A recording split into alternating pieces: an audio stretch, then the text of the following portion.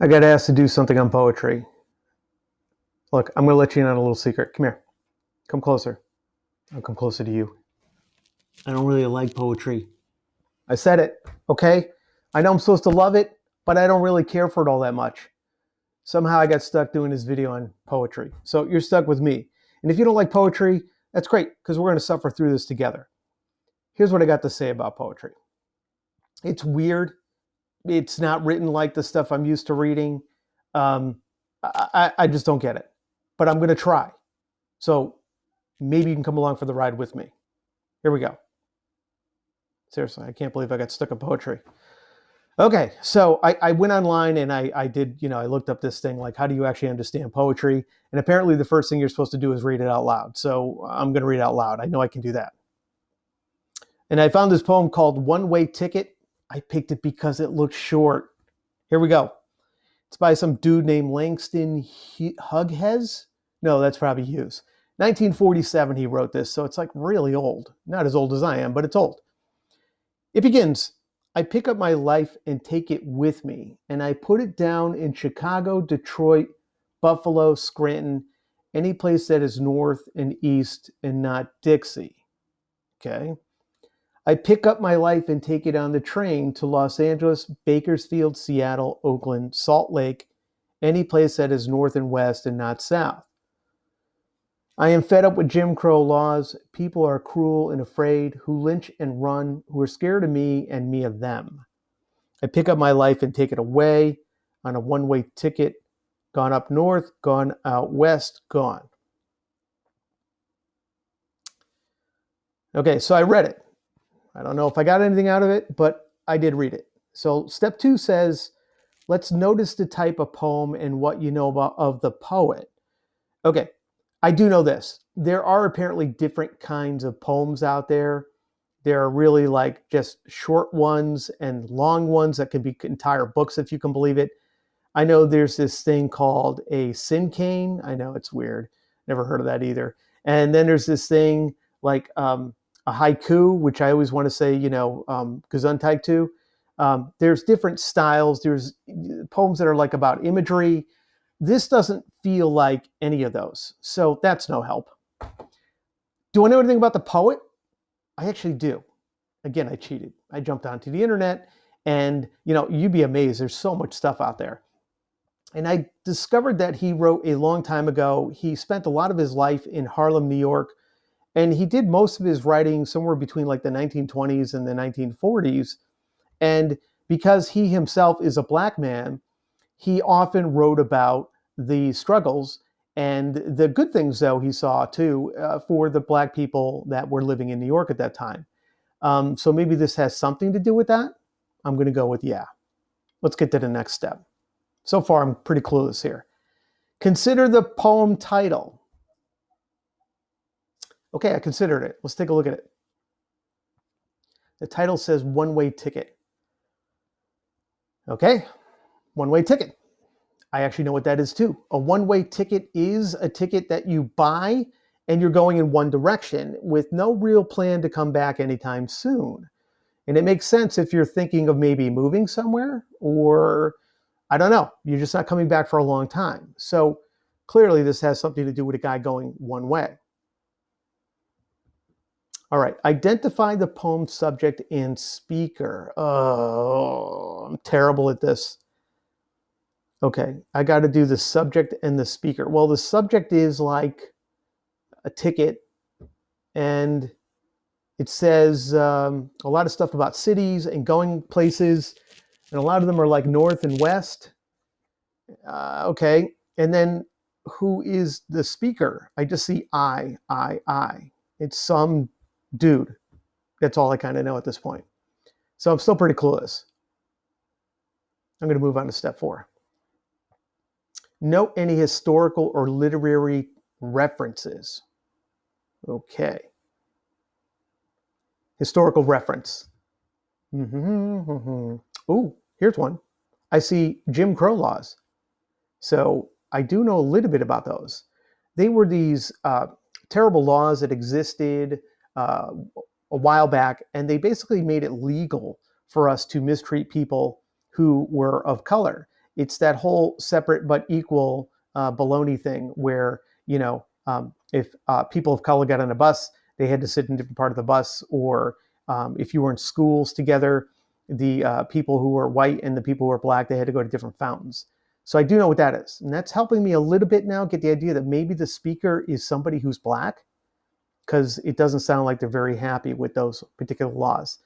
The other one is literary references. Like, is this poem referring to something maybe like the Bible or some other book? And I don't really think I see that in here. I'm going to peek one more time real quick. Nah, don't see it anywhere. I'm going to move on to the next thing, which I have to back up so we can all see. Consider mood and tone of poem. Oh, my head hurts. Okay, mood, I think we all know. Mood is like how I feel is my mood.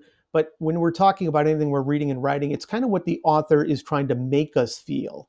And so that's what I understand about mood. All right, I don't know how he's trying to make me feel yet.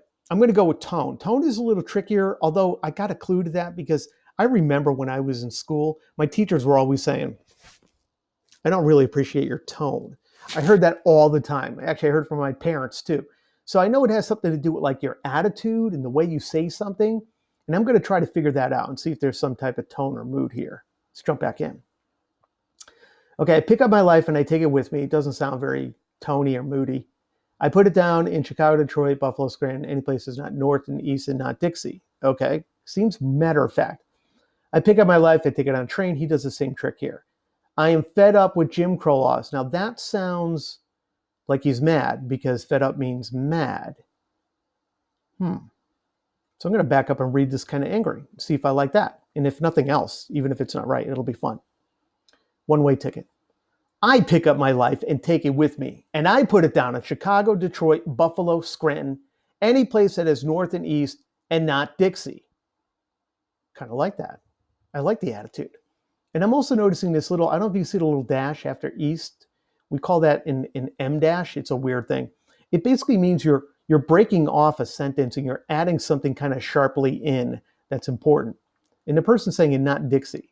Now, Dixie I know is somewhere down south at some city, but I don't know exactly where it is because I am very, very deprived when it comes to geography stuff.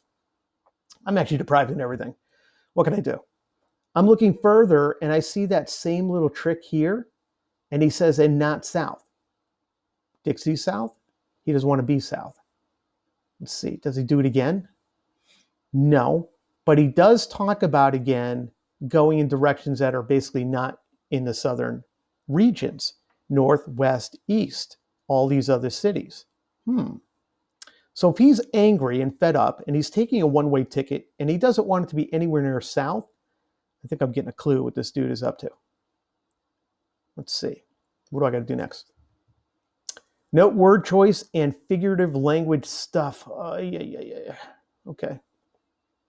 Obviously, I did something wrong to someone in power because I'm stuck doing this. Figurative language.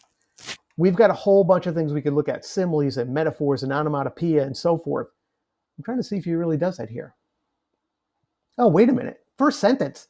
I pick up my life and I take it with me. Okay. I don't know how you do that. I do not know how to pick up my life like it's a physical object and take it with me. So that's some type of figurative language. I'm not going to worry about what kind it is. I'm just going to notice that that's there because I also noticed it shows up in the second stanza, by the way. That's the fancy word for what are basically these little paragraphs that are separated. And then he says, I'm fed up. And then he finishes again with, I pick up my life in the last stanza. So if he's mad and he's saying, I pick up my life as if it were an object, he's I don't know if he's personifying it or I guess he's making a metaphor here. He's comparing his life to like luggage because he's talking about traveling. He wants to travel anywhere but south. All right, I'm going to do a little quick look at something else here. Third stanza, I kind of cut off from the Jim Crow laws, but there's something here about people who lynch and run, who are scared of me and me of them. Now, lynching is a horrible thing. It means to hang someone. And I do know that, unfortunately, in our history, that has happened to people of color. So now when I really step back at this, I feel pretty strongly I'm on the right track, that we are talking about a narrator who is probably a black person living down south who would like a ticket out of the South because they're just kind of sick and tired of everything. Look at the bottom. Oh, I just noticed this. The last three lines: gone up north, gone out west, gone. He repeats himself: gone, gone, gone. He wants to be gone. Yeah, I think this is a pretty angry dude. Let's see what I got left. Oh, try to sum up the poem message. Okay, so I sort of think I already did this. You've got this poem about this guy who's extremely upset because where he lives is dangerous to him. He's treated unfairly because of the Jim Crow laws. Sorry, I had a little vowel movement there, tripped up over that word. And he just wants to get the heck out of there, no matter what it takes. It's his life. He's going to pick it up and take it with him. Wow, I actually did it.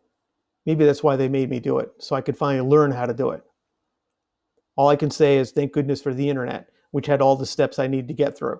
A 12-step program for solving poetry. I love it. All right, this is what I want you to understand. What I did took some practice. I looked at this poem before I actually jumped into it, of course. And it's something you can do too. Don't be afraid to read the poem a couple times. Do pay attention to the title. The title was kind of a big clue here, the one-way ticket, because I had to figure out what that meant. Look for things that repeat. In this poem, the narrator says he's fed up several times. He says he says it once, but he says I pick up my life several times. And then he also mentions gone, gone, gone. Those are clues to what's going on. It clued me into his tone. It clued me into the mood, which is a pretty angry mood here. I did have to do a little research. You might have to do the same too. It depends on the type of poem. This poem mentioned Jim Crow. It had the word lynch in it.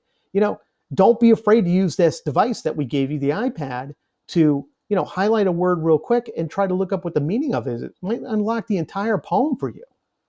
All right. And then I had to know a little bit of actual United States geography here, which I am horrific at. But I kind of got the clue because he told me these places were in north or east. He did it for me. He knows the kind of idiot that's reading this poem, apparently. Okay, that's all I got to say about poetry. I'm going to hit about 13 minutes with this. I'm sorry about that, but I hope it was a valuable 13 minutes and maybe even mildly entertaining.